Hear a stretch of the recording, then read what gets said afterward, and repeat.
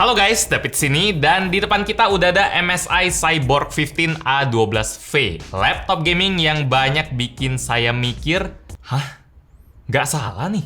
Misal, pas pertama kali baca speknya, ketulis kalau power maksimal dari GPU nih laptop cuma 45 watt.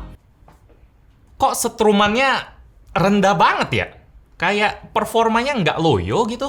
Biasanya minimal itu 75 watt loh, bagusnya 100 watt lebih. Ini cuma 45 watt. Terus pas saya unboxing paketnya, laptopnya ditemenin charger 120 watt aja. Nggak salah nih MSI. Biasanya charger laptop gaming itu bisa 200-300 watt loh. Ini 120 watt, udah kayak charger HP aja. Terus pas kita buka back covernya, kita cuma nemu satu kipas buat ngedinginin CPU dan GPU sekaligus. Wow, ini suhu laptopnya aman nggak nih?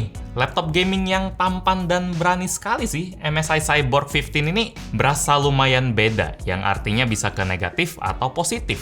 Jadi pas saya masuk ke nih laptop, rasanya ngeri-ngeri sedap sih. Tapi setelah dipakai, ternyata semuanya baik-baik aja. Suhunya tetap kejaga, performa stabil, frame rate tetap tinggi. Ala laptop gaming lah. Walaupun Cyborg 15 ini bukan sobat PLN, konsumsi listriknya irit bet, tapi tenaganya tetap jos. Kuncinya ada di tipe GPU yang dipakai di nih laptop. Nvidia RTX 40 series, lebih spesifiknya Nvidia RTX 4060. Cyborg 15 ini salah satu laptop pertama yang duluan pakai Nvidia generasi baru ini ya. Arsitekturnya baru, ada Lovelace yang diklaim 2 kali lebih efisien, performanya jelas lebih tinggi dari seri RTX 30, terus ada fitur eksklusif DLSS 3.0 juga yang bisa nyelipin frame tambahan di game biar FPS-nya nambah. Nanti kita lihat performanya, seru nih. Di bagian CPU, MSI Cyborg 15 yang kita bahas di sini pakai prosesor Intel generasi ke-12, Intel Core i7 12650H dengan 6 performance core dan 4 efisiensi core. TDP-nya 45 watt. Lucu sih, daya CPU bisa sama kayak GPU, totalnya cuma 90 watt loh. Plus listrik buat kipas, buat layar, buat keyboard, gitu-gitu, ya pantesan MSI cuma ngasih charger 120 watt, udah cukup banget. RAM-nya sendiri 2 keping 8GB 4800 MHz, jadi total 16GB, udah pakai DDR5, jadi udah paling baru. Kalau mau ganti RAM bisa, SSD-nya 512GB M.2 NVMe PCIe 4.0 yang bisa kita ganti kalau kapasitasnya dirasa kurang. Di sini saya bilang ganti, bukan tambah, soalnya ya kita cuma dikasih satu slot aja sih, kurang fleksibel ya. Padahal di dalam sini kelihatan masih ada space kosong. Apa MSI ngebela-belain hemat space biar bobotnya ini bisa di bawah 2 kilo? Bisa jadi. Ini laptop gaming yang enteng soalnya, tapi itu kita bahas nanti. Sekarang kita fokus performa nih. Nvidia RTX 4060 yang makannya cuma maksimal 45 watt. Tenaganya nih oke nggak? Banget.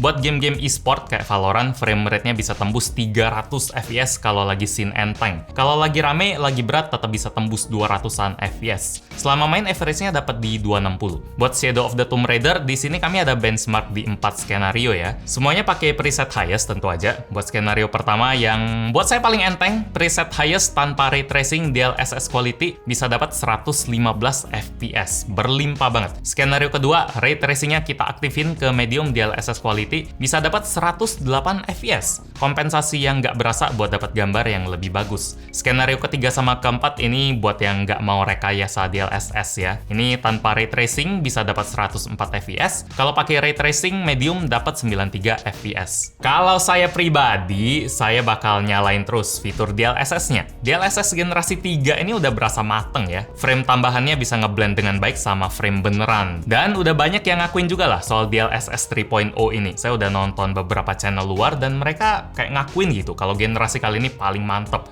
Ya, kita juga udah bayar buat fitur ini, cuma ada di 40 series loh, jadi jangan dibiarin nganggur lah. Buat game berat kayak Red Dead Redemption 2, setting preset quality, DLSS juga quality, bisa dapat rata-rata di 65 FPS dengan minimum FPS yang agak rendah sih di 16 FPS. Lanjut Cyberpunk, preset grafis ultra, setting DLSS quality rata-rata dapat di 69 FPS. Nice. Kalau ray tracing-nya kita hidupin, baru rata-ratanya langsung turun ke angka 43. Jadi di Cyberpunk masih belum bijak buat hidupin ray tracing. Performa gaming gini ya udah sesuai lah buat harga laptop gaming yang yang di bawah 20 juta. Kisaran FPS-nya itu mirip kayak laptop seri RTX 30 yang wattnya 2 kali lipat. Jadi pas Nvidia bilang performanya lebih efisien, emang saya rasain sih di Cyborg 15. Buat performa CPU-nya sendiri udah jos, Intel i7 generasi 12, itu udah cakep, skornya tinggi, udah sesuai harapan sama kayak laptop gaming lain dengan prosesor yang sama. Pas di looping Cinebench 10 kali juga stabil, skornya cuma nurun 10%-an dari skor maksimal, itu normal banget.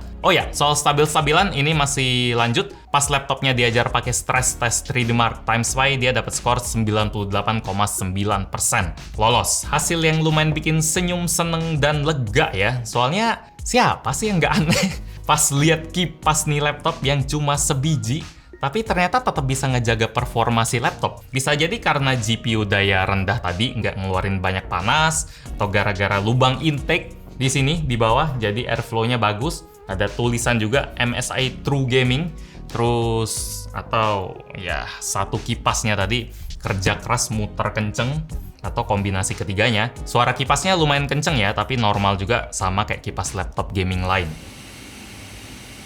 Pas dikasih stress test, paling tinggi CPU-nya itu bisa kena di 92-95 derajat, kalau GPU nggak lebih dari 70 derajat. Jalur heat pipe-nya juga dipikirin bagus, bikin bagian yang kesentuh kulit pas lagi main game kayak palm rest, tombol WASD, tetap bisa adem. Yang panas itu di bagian bokong tempat exhaust-nya, bisa 45 derajat lebih. Lagi-lagi ini normal sih, nice. Bagian yang di awal berasa aneh, sekarang malah berasa oke ya. Charger 120 wattnya juga sekarang jadi nilai plus gara-gara bentuknya yang tipis dan enteng juga. Ini cuma 480 gram loh.